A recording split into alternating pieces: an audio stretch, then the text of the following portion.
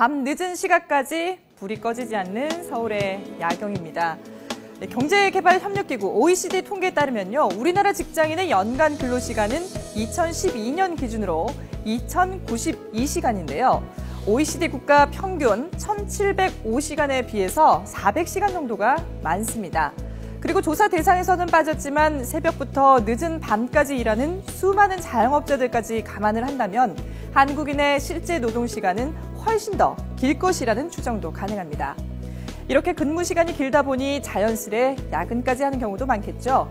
근무 시간은 건강과도 바로 직결이 되는데요. 취업 포털 사이트 사람인이 지난해 6월 직장인 952명을 대상으로 설문조사를 해봤더니요, 응답자의 75.2%가 만성 피로를 느끼고 있다고 답했습니다. 자고 또 자도 피로가 풀리지 않는다는 건데요. 학계에서는 이미 장시간 근로의 가장 큰 원인인 야간 작업을 발암물질로 규정하고 있습니다. 국제암연구소는 2007년에 20년 이상 야간 작업을 하게 되면 유방암 발생 위험이 높아진다는 연구 결과를 토대로 해서 야간 작업을 발암물질 등급 가운데 두 번째로 높은 수준으로 정했습니다. 우리나라도 과로로 사망하거나 병에 걸리면 산업재해로 인정해서 보상금을 지급하고 있는데요.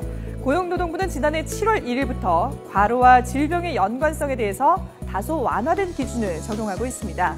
질병이 발병하기 전 12주 동안 일주일 평균 60시간 또는 4주 동안 일주일 평균 64시간을 초과하는 경우에는 업무와 질병의 관련성이 강하다는 조항을 추가했습니다. 또 업무 시간이 주당 평균 60시간을 초과하지 않더라도 야간 근무 시간과 횟수 그리고 업무 시간의 증가 여부를 질병 인정 심사 때 적극 반영하도록 했습니다. 근로자들이 건강을 유지하려면 야근을 줄이고 낮에 집중적으로 일한 뒤에 푹 쉬면서 운동이나 재충전의 시간을 갖는 것이 가장 효과적입니다. 누구나 알고 있지만 현실적으로 불가능하다는 것이 문제인데요.